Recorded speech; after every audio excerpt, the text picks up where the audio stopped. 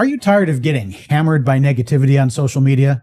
Do you feel like no matter how hard your team works, the loudest voices online are still defining your story? In today's episode of Gov360, you'll learn how to flip the script. My guest is Sam Toles, the guru of social media for local government, founder of CiviSocial, and now a two-time author. His brand new book, The Social Media Playbook for Local Elected Officials, just dropped. It follows his first playbook for city and county managers, which we featured back in episode 3. If you've been waiting for a practical, proven roadmap to transform how your city or county communicates online without staffing up, without hiring a big PR firm, and without living in fear of the keyboard warriors, this episode is for you. We've packed it with real-world strategies, a few fun Easter eggs, and even a pretty funny outtake at the end. So stick around. By the time we wrap up, you'll have the tools, strategies, and the mindset shift that could change the way your community sees local government.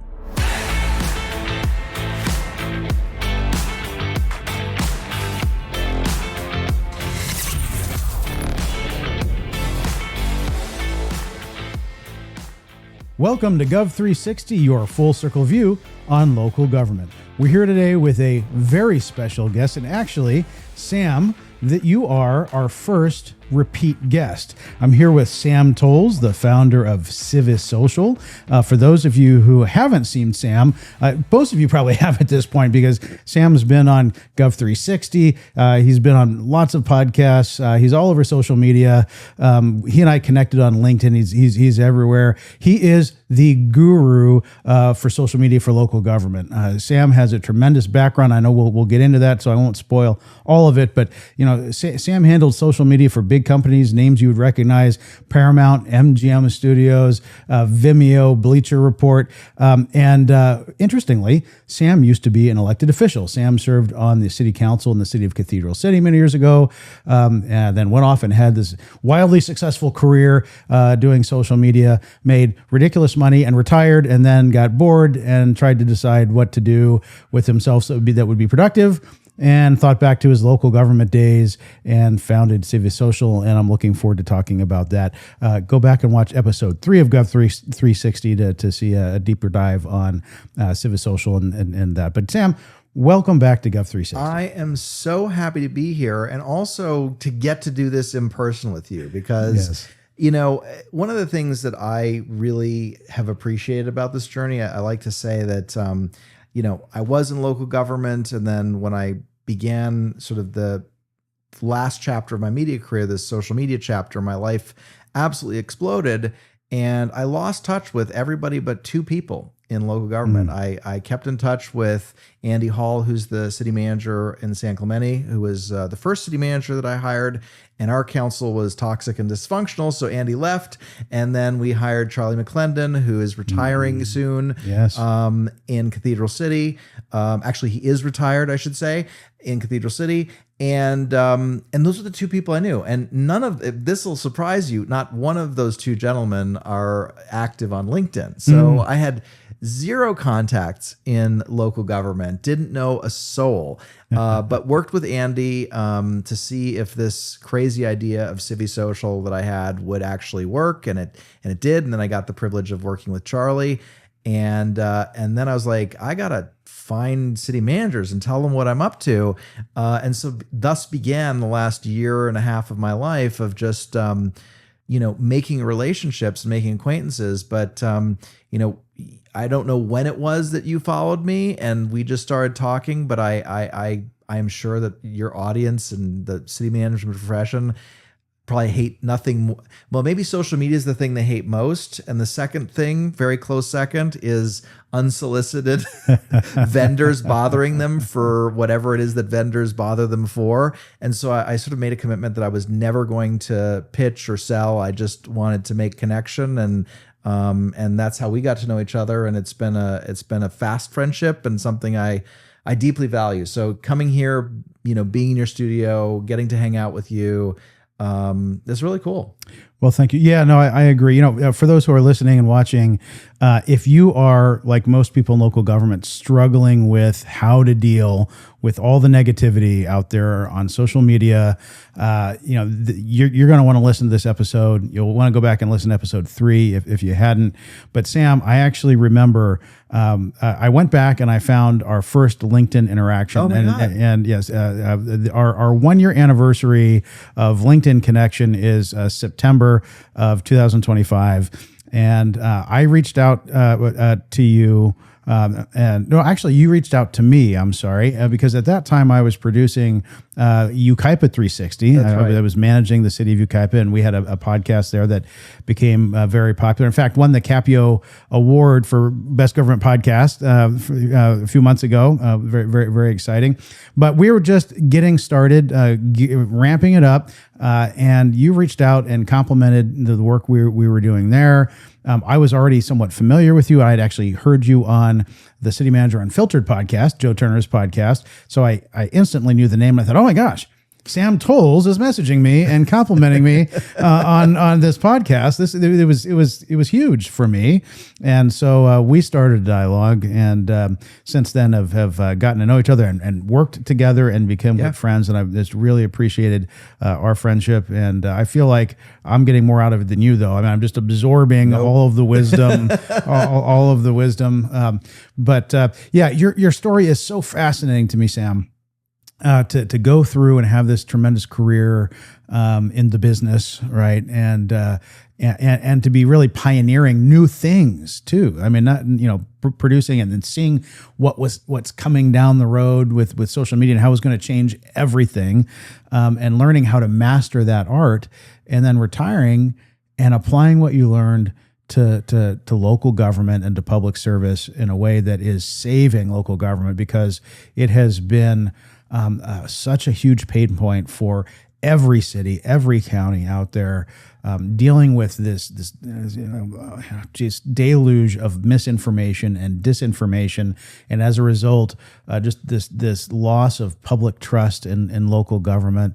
And you have stepped up and are showing the way of how people can be effective, and that social media doesn't have to be all negative, and that if used properly, it can be a fantastic tool, and turning that fear, that negativity into positivity. Yeah, and since you've now worked with me in our previous episodes, I think that you can appreciate it. And it took me a while to figure out what was the magic in the program that I created.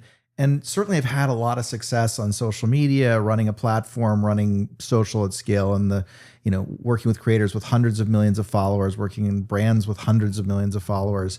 And there's a lot of tactics. There's a lot of basic knowledge that's really applicable. But what I think you can attest to now as somebody that's seen this up close is actually the magic is a shift in mindset. And that shift in mindset is not just at the manager level, but when you look at staff kind of light up and think in real terms about the work that they do, because we know that everybody that seeks a career in public service really has a deep passion for helping the public, seeing the work that they do as not just a paycheck, but meaningfully improving their community. This is core to them. This is their why. And the problem with social media is that it just it's a barrage. It's an attack on the essence of their why, right? It's the thing that staff cares deeply about. But every day, if you're going into City Hall and you're dealing with people who are attacking you and saying that your motivations are surreptitious or wrong or ill-intended, or you're just lazy, or you're not doing a good job, or you're not helping your community, and it's just constant over and over and over again, when you stop and say, look, let's actually talk about your why. Let's talk about the simple, quiet acts that you do every single day. I think I shared this story with you when I first arrived in the area, getting ready to work with you. I was driving down from my Airbnb, which was up in a kind of remote part of the place I was staying in, and it was like late on a Sunday evening. I was going to get some food, and there was a street sign that was just sort of hanging off the pole. And here in California, you guys have the big lit street signs. They're not like little pieces of metal. Like that thing falls, it's going to hurt somebody or it's going to damage a vehicle.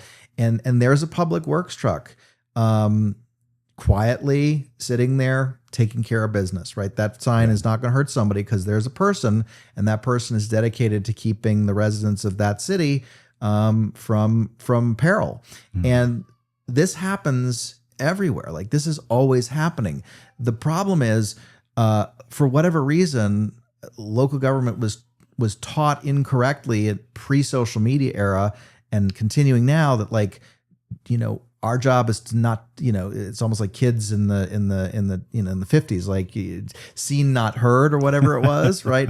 Right. But the problem in a moment like this where, there is no local news, there is no traditional gatekeepers, no one is going to tell your story. And the keyboard warriors are filling that void with toxin and poison.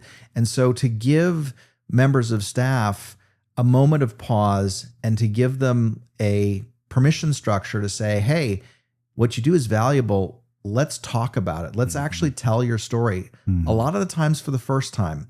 And that lights something inside of them that is much more special than me teaching, on TikTok, it's this many seconds and it's this hook, or on Instagram, if you use this title treatment or if you use this tool, it can be more efficient. Like that's all great information, but it is the mindset shift that these clients have that is transformative to the way that they see themselves. And the last thing I'll say on this particular topic is, once you have that superpower, you are not afraid in the same way that you were, and those keyboard warriors shrink. And if you are doing social media correctly, they just stop engaging. They go away because they don't have that power over you. They can't affect you. And so that's what makes this really special. That's why I started to do it, though I didn't imagine that it would be as profound and successful and rewarding as it has been. But that I don't. You've experienced it, so I'll pitch it back to you to sort of say like, yeah, that sounds right, or maybe this is more valuable. I'm curious. Yeah, a few episodes ago, I had a conversation with a gentleman named Jacob Green. Jacob owns Jacob Green and Associates. Jacob's background was in local government. He rose through the ranks to the position of assistant city manager in a prominent city in the region, and ended up leaving to go into the private sector and started a consulting. Well, he went to work for a consulting company and then eventually started his own company, Jacob Green and Associates. And they do all kinds of work for local governments. Strategic plans, evaluating the organization, and he has I think over 20 employees now, most of whom are former local government employees, usually at the executive level, either city managers or department heads who have decided to move on from local government. And it's interesting. He was explaining to me that when he first started the company, he would occasionally get phone calls from local government people looking to make the jump into the private sector. But usually it was end of career, someone who's a city manager, department head who's thinking of retiring and trying to decipher what the world after retirement looks like, and maybe they can work part-time and consult. But what he told me is that on any given week, he's getting an average of about 5 to 10 calls now from mid-career government employees, right? People who have just had enough. They're tired of the negativity. They're tired of the toxicity, and they want out. And that's very sad to me, but I've seen it. And one of the reasons for this podcast is I feel a need to have community and camaraderie and a support network for people in local government, and to share ideas and tools and ways to survive in this environment. Now, having worked with you, and I got to say, I've been a fan of your approach, a believer in your approach since I first heard about it, about a year ago. But the difference, as you mentioned now, is that you and I have had actually a chance to work together, and you have come and worked with the staff in my organization, and I have seen the excitement in them, right? I have seen the the almost relief, the, yes, we've been needing this for so long. Thank goodness, that we and kind of like the shackles are off. We've been wanting to do something like this. We haven't known how. We haven't felt that we've had permission to, and permission is something that you talk about too, which is, so true. But yes, I am more a believer now than ever that if we want to continue to have good, qualified, talented people in local government, which we need, then we are going to have to address as a profession this negativity, this spread of disinformation, this plummeting of trust in local government. And I think you've built the tool to do that. Yeah, no, it is a permission thing, right? And I've built such a unique relationship with all of the managers I've worked with. You were the 17th client of the company. We're, as I said, like just a little over a year into this, which is astounding to me. I knew there was a need. I certainly didn't know that what I conceived in my mind as an approach would work. One thing it's funny, we've joked around about this because with larger cities or counties, I have to go through a procurement process, and I always get the procurement person going, well, we got to take you out to RFP. And I'm like, no, this is a sole source. And they're like, no, we got to take it out to RFP. I'm like, fine, totally fine. And through that process, they'll return, usual suspects. I'm not going to name names, but there are prominent communications companies, here in California and other parts of the country, or local, vendors. It was funny. I was doing this process with the village of Ossining, New York, and by the way, I'm a glutton for punishment. As a former member of council, I love watching meetings. And if my item is on the agenda, I'm going to be watching. So I watched the council debate this engagement. And one of the questions that was asked of a council member is like, well, why wouldn't we get somebody local? And it's a hilarious little video. Maybe I'll give it to you so you can show the clip of the mayor, because she's got this very thick Westchester County accent. I mean, it's so cool. She's a cool lady, but she says in the public meeting, we've tried that, and really problematic when you go with somebody local and it doesn't work, because you got to keep paying them, and eventually, if it's not working, you got to let them go, and it's a local person, and likely they've got influence. And I was like, wow, I never thought of that, but like they'd gone through this process, have done that approach, and it hasn't worked for them, because, no disrespect to communications professionals or marketing professionals, social media is different.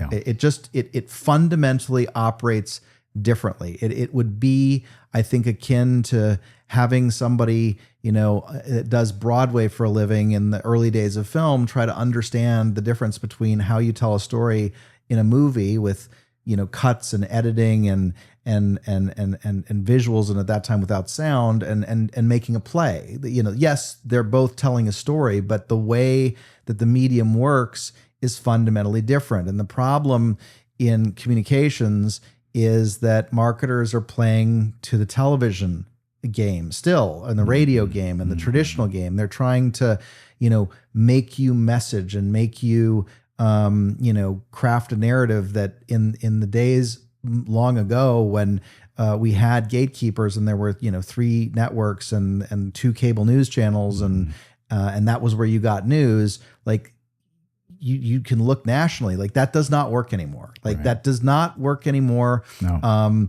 Not to get into too much politics, but like 2024, the Democrats spent, I think, $4 billion, and $4 billion. $4 billion. They well outspent. I mean, everybody talks about Elon's money, but like Democrats spent more money. Yeah. But what and I was listening to Mark Cuban talk about this, and when the reason it caught my attention was because Mark was talking about Mr. Beast, who I've worked with his team. I know his approach. And so Cuban, who had worked on the Harris campaign, was saying, like, all that money was just burned. Like we made a terrible mistake, because when the campaign launched and it was about TikTok and Brat Summer, we could see the numbers. Like we erased an 8-point gap in like 3 weeks, but then the consultants came in and the marketers came in and they're like, no, let's put her in a box and let's package her up. And Trump has been social native since day one. Like he just has a sixth sense in the medium, and that's not this is not a political thing.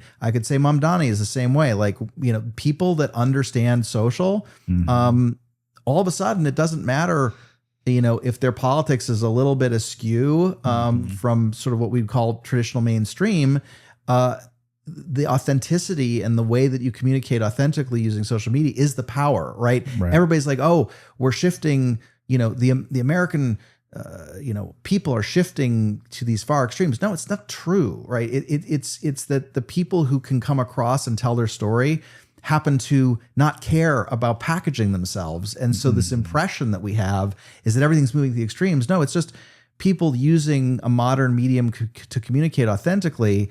If we all sort of do that, we actually can be just as successful. It's really about, to me, this moment in social media is no different than the Kennedy-Nixon debate, right? It's no different than the fireside chat that Roosevelt happened. Both of those, by the way, happened about 20 years after the mediums were invented or kind of came on the scene, right? Like television had been around for 15 or so years. Radio had been around for about 15 or so years before the fireside chat or this Kennedy-Nixon debate. And then people were like, wow, I guess television's a thing, right? Social media is that thing now, and it's different. So I tell the members of your audience, don't be a sweaty Nixon, right?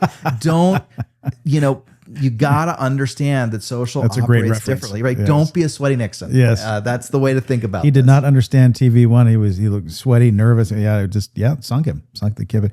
Yeah. It's been fascinating to me what a difficult transition it has been for local government. Right. And how long it's taken local government to realize even the necessity for the change.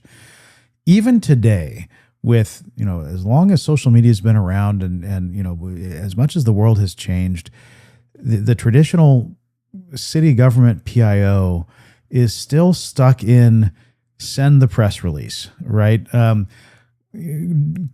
Put together some static image, flyer or something and put it, post hey, we're doing social media. I'm going to post this flyer on Facebook, right? What do you mean? We're on social media. TikTok. We can't be on TikTok. That's not professional. That's not, Instagram. Well, maybe we have Instagram. Whatever we post on Facebook, we'll just put it over there on Instagram too, right? They're the same, right? Instagram and Facebook. There's just, they made the same platform because there was no reason for Instagram to be different than Facebook, right? And I've tried to understand why that is, and I think it's a few things, but I think it is true of local government that change is very scary, that people tend to be risk averse.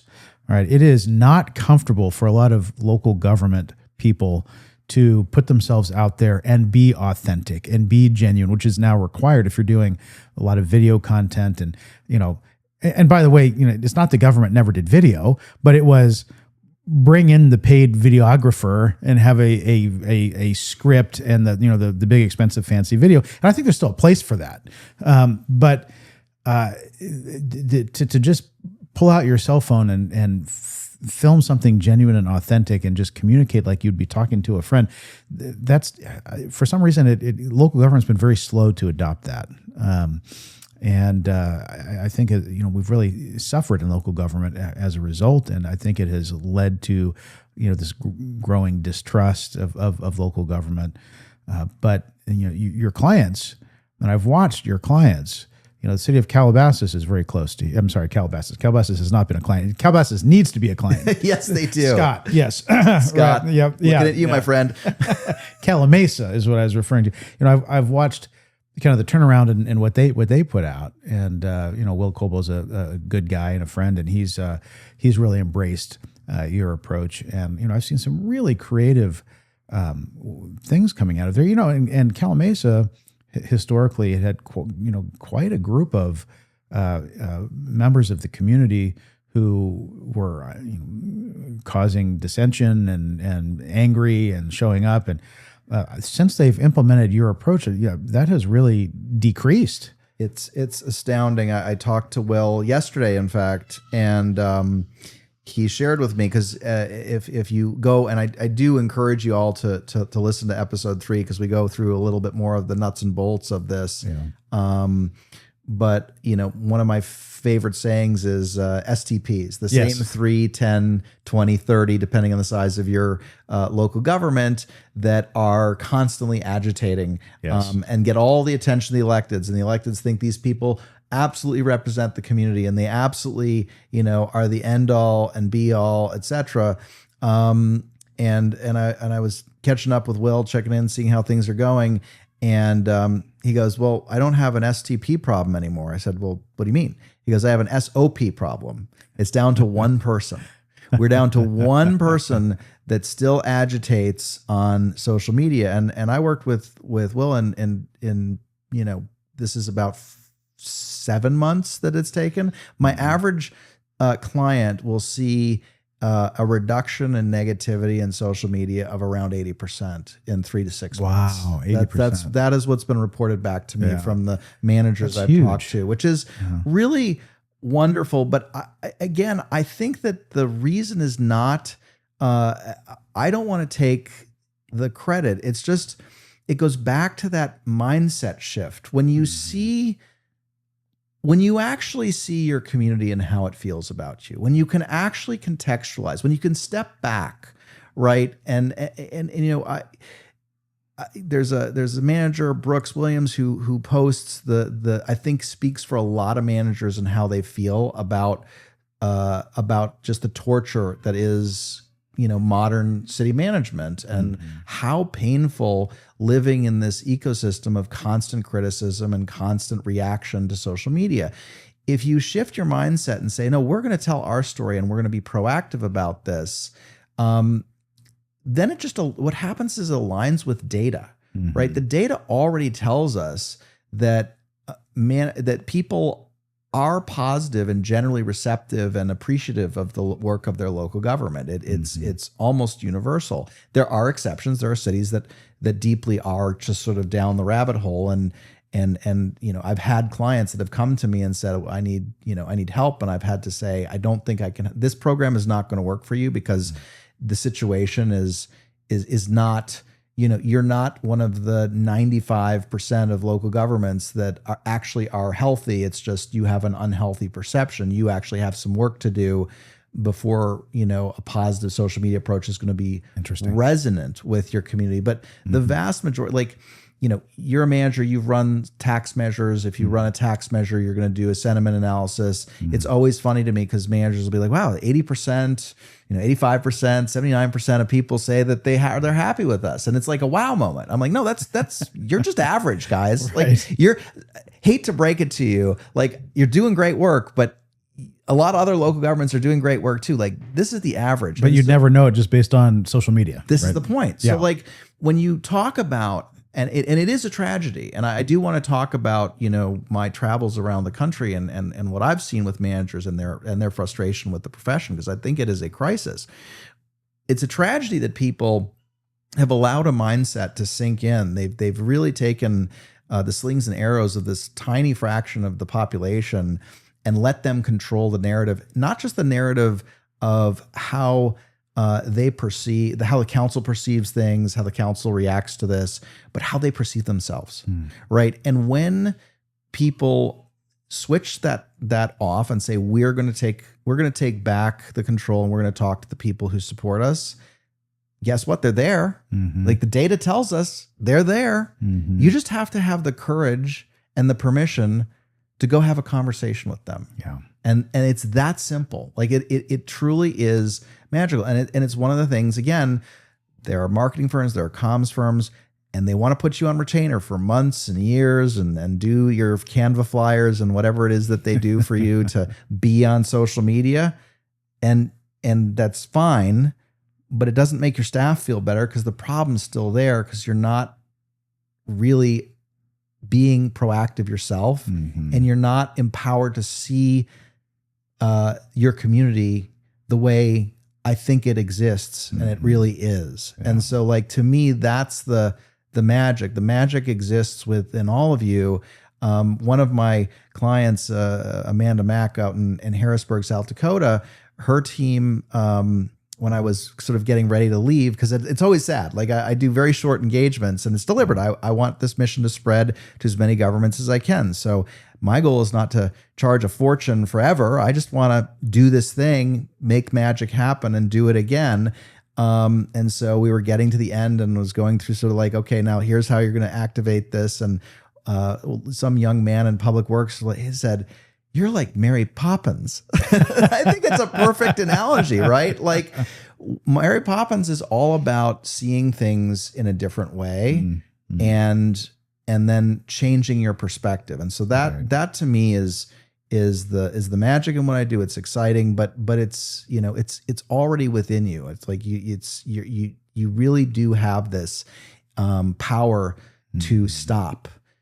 You just have to have the courage and faith to say, I can. Yeah. And once you do that, it's your staff will surprise you, and they surprise you, because every manager I talk to on my journey loves their staff, is in awe of their staff, is so appreciative of their staff. Yeah. Trust your staff to solve this problem for you and for them. Mm-hmm. Sam, I went through a very difficult time in the city that I managed previous to where I am now. All right, and thank goodness I'm in a wonderful place now with an incredible city council and a community that's amazing and welcoming, and it's a very healthy place to be. But a lot of cities these days are not healthy places to be, and it's not because of, well, I mean, sometimes it's because of the council dynamics, but very often it's because of the negativity on social media, and it's nothing new to have. There's a term gadfly, right? You kind of the same thing, same concept as an STPP. The individuals in the community who just seem to get a rise out of being negative and being kind of hateful, really. And sometimes it starts with an issue that is legitimate. Maybe it's a land use issue, right? Something that a group of residents become passionate about, and that's legitimate. That's healthy. That's how our system of government is meant to work, right? Express your views, come to your elected officials, and let them know what it is that you want. That's healthy. It's healthy to have differences of opinion. Right? That again, that's how our system is set up. What's not healthy is this politics of personal destruction, right? Of making it not about the issue, but making about tearing down someone who has opposing views, right? And staff very often gets caught up in this, right? Where, I have seen planning staff making a presentation being flipped off by a member of the community, being verbally attacked by members of the community, hate aimed towards that staff member, posted all over social media, because they were presenting the facts of a project, and the facts were not what this individual wanted to hear, or this group wanted to hear. This group would not have been happy with anything short of the city's planning staff coming out and saying, "This is a terrible idea." Mm-hmm. Right? Mm-hmm. Do not approve this, city council. Of course, staff can't do that. Staff's job is to be neutral, right? And to present the information and let the decision makers do what they do.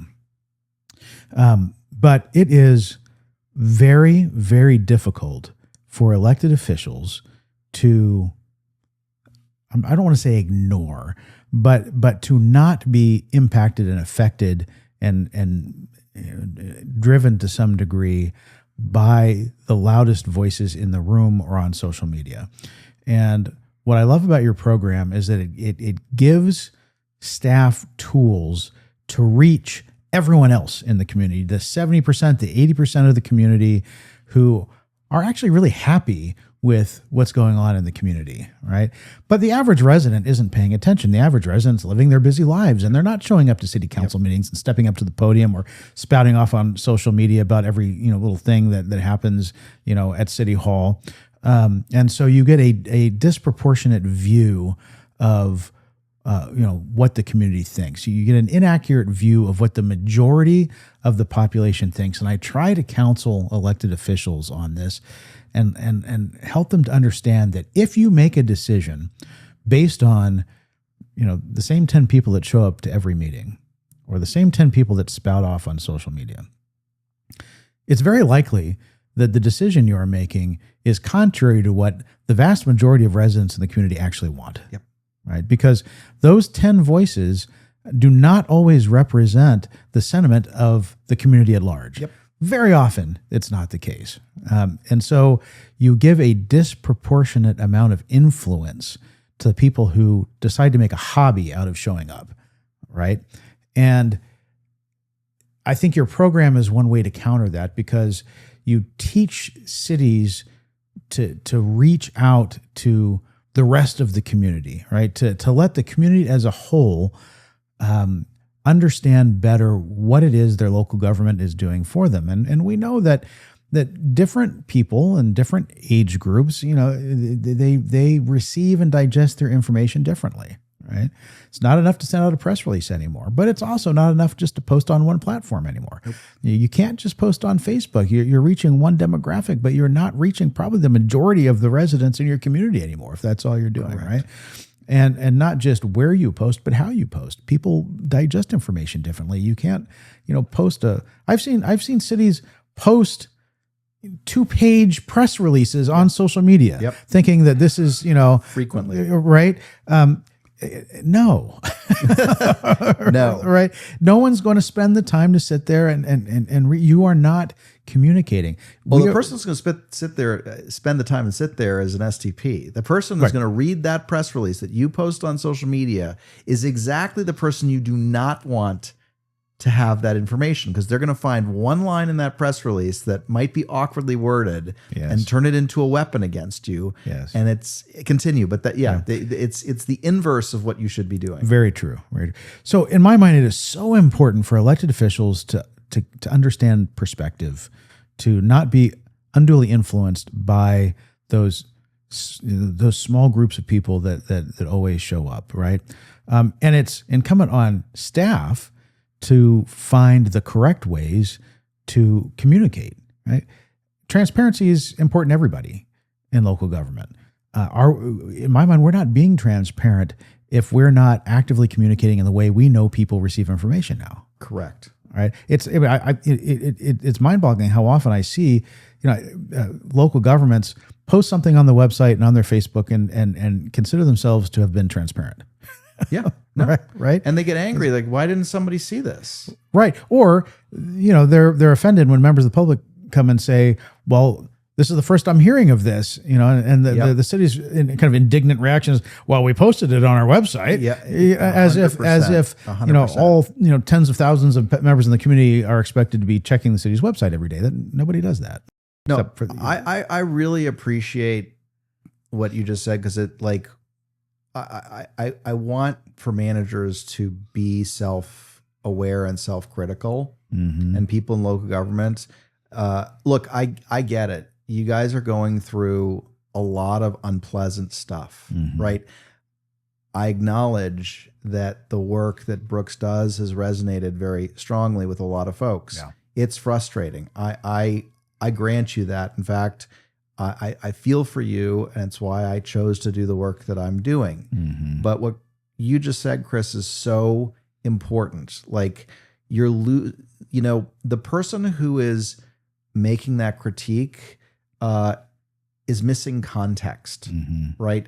They are missing the context of the bigger picture, why that decision made. They're missing the context of why staff has to make neutral recommendations. And you, as folks who are frustrated and saying, well, we did post that information, you're not being honest with you're not being honest with yourself, mm-hmm, about things that you could do to change the situation. You're frustrated, and you have a right to be frustrated because it's uncomfortable and it's not great. Mm-hmm. But to sit there and say, well, it's their fault that they don't understand, mm-hmm, I reject that. Like, I'm glad that you said it. I think it needs to be said. Like, you have to take action, you are a leader, right? You're a manager. Your audience, a lot of your audience are managers, right? You have to lead. And that means having context and saying, okay, we're doing the same thing over and over again, and it continues to yield this result. Is there a different thing? Whether that's my program or you do something else, it doesn't matter to me. I'm just saying posting on the website, posting a press release is not going to yield success. A couple things I wanted to circle back to what you said, that planning person, right, who's making that presentation. Mm-hmm. The problem is that we don't know that person as a person, right? We're seeing them as a representative of the big G, the government, right? They come out, they're hidden away in City Hall. It's a council meeting. It's all very formal. They're in their Sunday best. They come up to the microphone. They've got a very complicated presentation they've spent a lot of time on. That's got a lot of the amazing work that I love planning people. They are really meticulous in their work, and I could never do it. It's such, but all of a sudden someone appears with information. You have no context to the fact that that person is a real person that has a family, that lives in this community, that wants to see development done thoughtfully, that are thinking about these things, that care about what this outcome is. You know, your audience knows none of that. Mm-hmm. All they see is there's some person that's saying something, and the government's trying to convince me that this is the way it's got to be. Yeah. And this is why it's so critical to give permission to your staff to not just talk about, the latest, code changes or the rules or the, or the event that's coming up. But really, if the community gets to know the amazing people inside your building, and I'm speaking to managers again, like, these people, you all of you, at least all the ones I've worked with, really love the people, like care about the members of your team. Yes. Let the community do that too. Mm-hmm. Let them see that. Mm-hmm.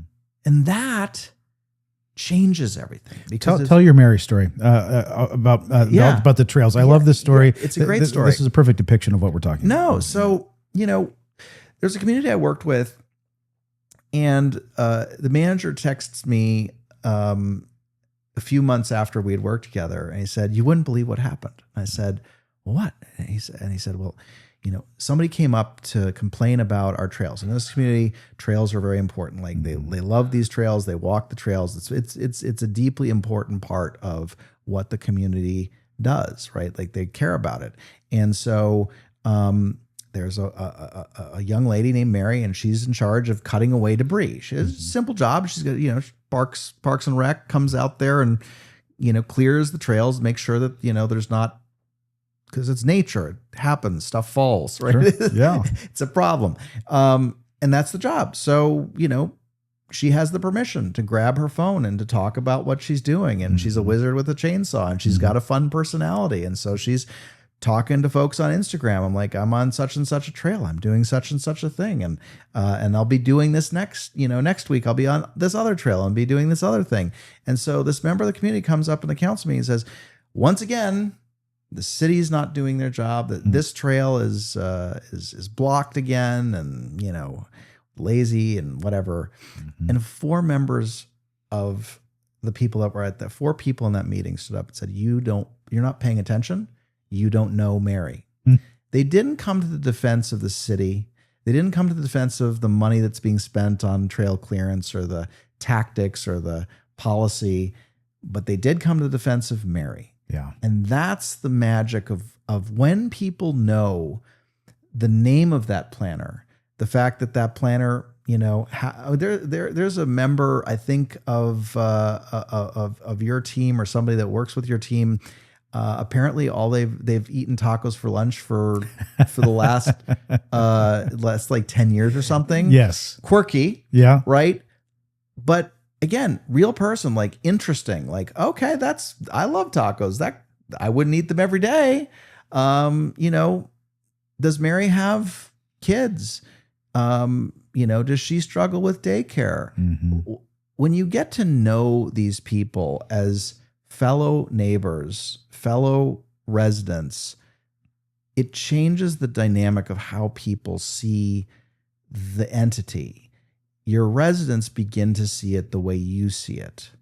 And when they do that, they behave in the way that you do towards your staff, in a much more gentle and caring. It does not mean that if you make a mistake or if you do something that they're disagreeing with, that they're not going to let you know about it, and they're not going to. But what you just were talking about, that personalization, that attack of the intent, and a few months ago, Cracker Barrel, which I like as an example, just to use the private sector, because I don't want everybody in government to say like, you guys, private sector doesn't do social media great either, right? Cracker Barrel changes their logo. Now, the reason behind this change is because Cracker Barrel's average customer age is going, it's a problem, right? The customers are literally dying. It's an older customer base. Yeah. And so if you actually go back and look at like, not just the logo drop, but you actually look at what Cracker Barrel is trying to do. They wanted to create a more youth attractive restaurant and product and experience for younger customers to maybe check out Cracker Barrel, because it's aging up. But they didn't explain any of this. They just dropped a logo that looked like it was created in Canva, right? A little modern, the right color, the right font size, and everything's slick and fun. But immediately, somehow, the intent was, this has to do with a political decision and it's about woke. I guarantee they're a corporation. They absolutely did not want to do that. I can guarantee you this was not their intent. They were not like in the middle of 2025 in this political environment as a private business who needs customers. They were not, no executive in that company was saying, you know what would be a great PR strategy or marketing strategy? Let's dive right into the heart of politics and make half of the country despise us. Like, this was not their intent. They were just trying to age down the brand. The reason that this became a social media firestorm is because the only thing that they put out there was this logo, an image, right? This, for you folks like trying to process this is what you're doing on Facebook. You're putting out Canva. You're just putting out flyers, right? The logo is no different than a flyer. There's no context. There's no person. There's no staff. There's no emotion. There's no, there's no intent. It's just this. So what happens in a medium that is two-way, right? On television, you can advertise. It's a one-way medium. I can't go on television and share my opinion. It's television. That's how TV works. On social media, it is a open access, democratized platform. So when you put out information without context, other people can provide the context. And if they don't understand the intent of your organization, they will provide the wrong context. Yeah. And sometimes it goes completely haywire, right? So, being on video is not just because social media has changed, which it has. It is now a very, very heavily video-focused platform. If people don't see the version of your Mary, which is on your staff, if they're not seeing them they're just seeing a photograph of a person or in many cases, no photographs, press releases and flyers. They have no way to understand what you see every day. And so they do what the folks around Cracker, they just infer intent. Yeah. And then they get angry, and then they make it personal. And then you get angry at them, and you say, well, we're telling them the information. What's going on? And that's the problem. One last fun story. So I was working with the community, and it's a city in Florida, and they're really, really, really service oriented. Like, the city manager is like customer service is at the forefront of his philosophy. And so when there's a pothole, their crew is out there. If it's 2 a.m, he's getting that pothole fixed. Like, he's very, very focused on it. But they're getting roasted about potholes. Why? Because the main thoroughfares that are going through this particular community are run by either FDOT, the state's Department of Transportation, or they're run by the county, right? And you can't, if your neighbor's driveway has a big giant hole in it, you can't just go over there and start filling it. Like, it doesn't belong to you. It's not your place. And so, yeah, you could put out a press release that says, we're doing everything that we can to fix the potholes, but the lived experience of your community is like their car is banging along Main Street and they're like, the hell they are. It's not my lived experience. And so what we decided to do to have a little fun was create a game show. And we called the game show, Whose Pothole Is It Anyway? And I got 3 random members of the public, and we just said, here's a logo of the city, a logo of FDOT, and a logo of the county. And I'm going to name a road, and you're going to pick, and you're going to see which one it is. And they're like, I don't know. And some of them got it right, and some of them got it wrong. But they're like, it changes by creating a narrative. You can change, A, you can get people's attention, but B, you can get them to think and see things differently. And so they're like, you know what? This isn't the city's issue. This is an issue that belongs to another agency where I might want to, potentially call them and say, hey, what's going on with our streets? And I know that this is probably something that happens in a lot of communities. Like, the state government has certain controls. The federal government has other controls. Like, I was talking to a council member who was telling me that that the freeway is an issue, and they're angry that the freeway that goes through their portion is bumpy. I'm like, an interstate is a very complicated thing. I mean, the federal government and the state government, like the local government, has absolutely nothing to do with that. So, but they're hearing from the constituents. What do we do about this? Well, have some fun with it. Figure out how to create narrative to explain that in a way that people actually pay attention. Because there's 8 billion pieces of content put on social media every day, right? 8 billion. 8 billion. Wow. So if you're angry that somebody didn't see your post, no one has time to read 8 billion posts a day. Right? All right, let's have some fun here. Yes. All right, let's do some rapid fire. Rapid fire. Let's try to keep every answer to no more than a minute. Oh, this is a very hard thing for me to do, as you know, Chris. But I'm going to do it. I'm going to tap myself out. Good. All right. Go. Facebook, by far the most negative platform for social Second media. most. Second most. Oh, Nextdoor, I would say probably. Nextdoor and Facebook are very close. X is actually the most. Oh, interesting. Toxic. Interesting. Okay. Yep. All right. So X is the most toxic, followed by Facebook and Nextdoor, pretty close. All right. Yep. Facebook, local government. Turn off the comments, yes or no? No. Why? Because comments are important. Turning off the comments means you're hiding. There is a very easy way to deal with this. I say leave the comments on, but have literally a policy that says we don't respond to comments. Instead, send them a DM.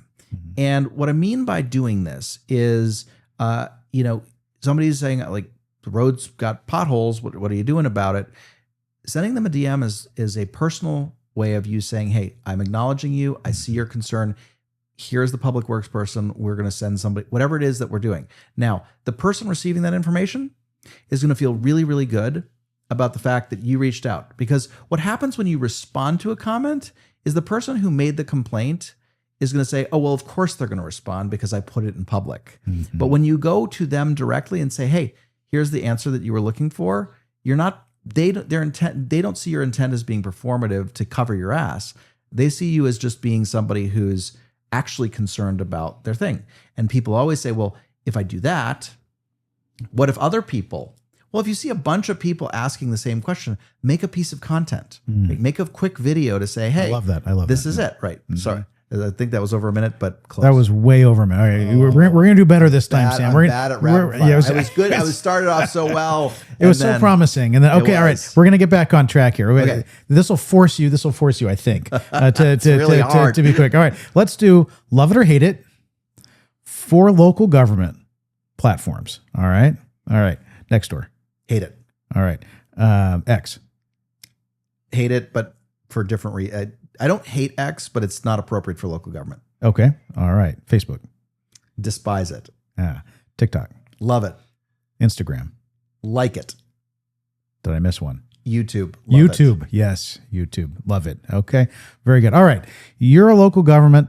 You're going to implement your social media on 3 platforms. Which are they? Instagram, TikTok, and YouTube. Okay. Very good. Very good. What is the one thing, as you're going across the country, meeting with all of these cities, dealing with all these city managers, what is the one thing that you're running into that is a common roadblock in all of these cities? The one thing that if there is one thing that you're hearing over and over again. The cities are saying, I can't do that. It's fear.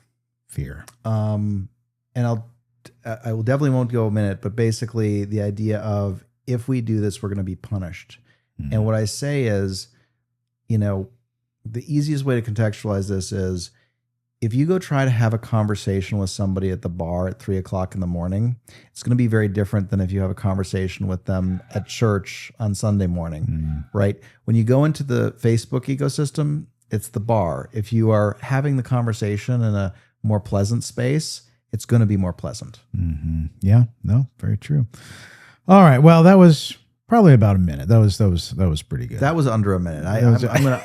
I'll give you that one. I'll give you that one. All right, listen. So, beginning of 2025, I think it was, you launched social media playbook for city and county managers, right? And this book, I was already a fan, but when I read this book, here's what I love about this book. It's not just theory, right? Probably people listening and watching this episode up to this point, I am 100% sure that this conversation is resonating with local government professionals, right? They're probably chomping at the bit about now saying, okay, what do I do specifically, right? You're right. I want to do this. How do I do it? This book doesn't hold back. Right. I think I made this comment to you before. It was probably a mistake for you to print this because now I don't need to hire you. It's it's in here. So buy this book. If you are at all concerned about your social media strategy, the social media playbook for city and county managers, really nuts and bolts information here about how to implement the right strategy. But the reason I wanted to have you on today, and I know we're here at the end of the episode, I'm finally bringing up the reason that I wanted to have you on today is that you have just published a second book, the Social Media Playbook for Local Elected Officials, right? Sam, tell us about that book and how is it? If we already have the strategy, can't an elected official just pick this book up and run with it? What's different? Yeah, I thank you for the compliments. Yeah. My mission is not to get hired. And by the way, if you are a local official and you want a book, you go to CiviSocial.com and I'll give one to you for free. So look, my mission here was never about making myself rich. I did that in my private sector career. I really want to help. And, not all governments can afford me. I do think that the difference between the book, which is a lot of the tactics, and what I do is it's about me facilitating a process that creates that mindset shift and also helps guide the managers, et cetera, through their questions. And because you can have the knowledge, but sometimes you just need a little bit of a coach to help explain how you use the knowledge to be effective. But I do think if you read the book and implement how the book is laid out, you can be successful. This book, the new book, was such a joy to write. The playbook was very much tactical. I wanted the audience to say exactly what you said. Like this is an actual playbook that I can actually use and will make change. The local elected officials book, it's got the same title. It is called a playbook. But for you managers out there, this should be under the Christmas tree of every one of your elected officials, because this is about it's much less tactical, right? Because, and I say in the book, if you're a local elected official who is if you're a strong mayor, get the manager's playbook because you have management responsibility. That makes sense. Yeah. The book is actually specifically not just for local elected officials, but for local elected officials in a manager council form of government, right? If you're that, which is the vast majority. And so it really is about getting that mindset shift in them. And for me, this book was a lot easier to write because I was a local elected official. Yes. And I start the book talking about my own journey running for city council. I was a top voter. I got more votes than the mayor. I got more votes than the two incumbents. One was a 2-term incumbent. One was a 3-term incumbent. And I had lived in Cathedral City for 6 months when I decided to run for office. Yeah. And the philosophy that kicks off the book and that I talk about is when I kicked off my campaign, I went to the Rotary, I went to the chamber meeting, I went to all of and what I realized is that I'm talking to the same 40 people that show up to all of these it's the same faces. And I realized that my opponents, all they did was talk to this group. And I looked at the data, because I always go to the data. I'm like, I have to get 6,000 people to vote for me. That's 40. Yeah. So I really focused my efforts on talking to the community on a much larger basis. This is the foundation of the process that I created for CiviSocial. This is everything that I know is about that experience in running for council, because what I found and what local elected officials will resonate with is like, when you're campaigning, when you're out in the community and you are actually knocking on doors, you're talking to a lot more people and you're getting a much broader perspective. And so really helping them understand, not just you have to put the STPs in context to what they actually represent, which is really helpful for the health of the organization as a whole.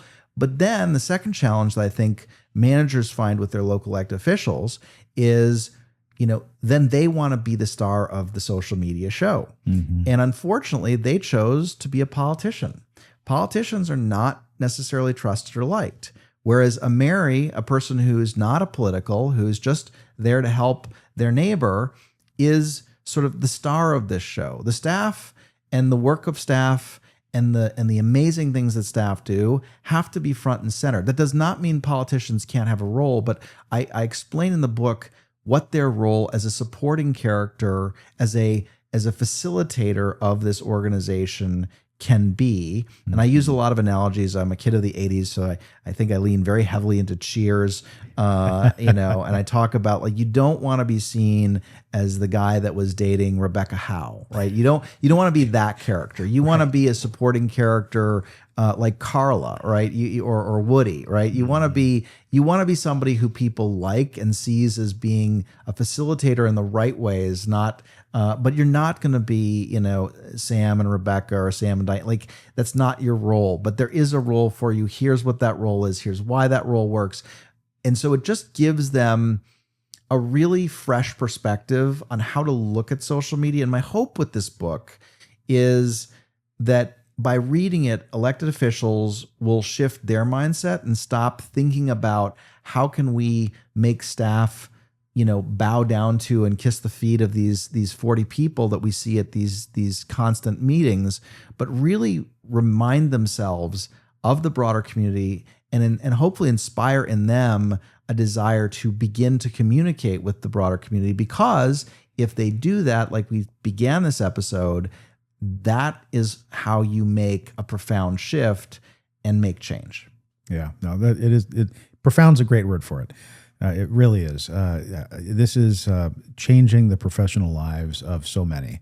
I truly believe. So, listen, if you have not already checked out these books, I highly recommend that you do. If you haven't checked out CiviSocial, I recommend that you do. Sam, what's the best way for people to get a hold of you? Best way is Sam at CiviSocial, CiviSocial.com. If you go to CiviSocial.com, there's an easy form to fill out where you can connect with me, and it'll send right to my email. And if you are a manager or department head in local government, the playbook for city and county managers is free. There's a tab on the website that says playbook, and you just fill it out and the book will arrive magically. I do not harass or bother people that ask me for a book. I just send you the book. And if you want to work with me, say, I want to work with you, and we'll figure out how to get you on the schedule. You're also pretty big on LinkedIn. Yes. I think my LinkedIn is at Sam Toles and then the number 1. I don't know why the number 1 is there, because I don't think there is another Sam Toles, but maybe LinkedIn was just like, you're number 1, Sam. I don't know. But at Sam Toles 1. Your LinkedIn picture is very, the business, right? You're just like the black and white, very, this guy is in Hollywood. That was my Vimeo headshot, or whatever, the corporate shot. I was 11 years. I think I don't change it because I was 11 years ago, and I like to think of myself as perpetually that age, as opposed to like I'm terrified of taking another picture and being like, oh my God, I've aged so badly. When you were on UCAPA 360, we tracked down a photo of you when you were sworn in Yes. To the Cathedral City Council. And what really struck me about that picture is that you still had hair. I did. Yes. I did have hair. It was, those were the days. All right. Wait, listen, we're going to put links to both of the books in the show notes. We're going to put links to CiviSocial. We'll put a link to Sam Toles' LinkedIn, because if you see the picture, you might not recognize him. So we'll just go ahead and put the link there so you can find him easily. Please follow, like, subscribe, Gov360, all the things. We're doing really well on the platforms for podcasts, Apple Podcasts, Spotify, all the major platforms. We've been consistently in the top 25% of all podcasts for downloads on those platforms since, I think, episode 2 of Gov360. So that's exciting. But I really want to encourage people to check out the YouTube video format of Gov360. We put a lot of pride into the production value here. We film it in 4K. And I think you miss something when you're not seeing the interaction and you're not seeing the people that are talking. So I get that not everyone can do that. Some people listen in the car. I'm not encouraging you to watch video in the car. And some people listen while working out. But if you can watch, I think it just adds a little something. I agree. And the most important component of social media is, you mentioned comments. I'm going to mention shares. So if you found this podcast on YouTube, do Chris a favor and hit that share button and share this valuable information. Share hope, because I do believe that this is all about hope. Yes. There is hope. Take that share button, share this hope with another manager, because believe me, you don't have to live like this. It will change your life if you hire Sam Toles, I promise you. Well, that's a wrap for today. Thank you for joining us at Gov360. Until next time, govern boldly, my friends.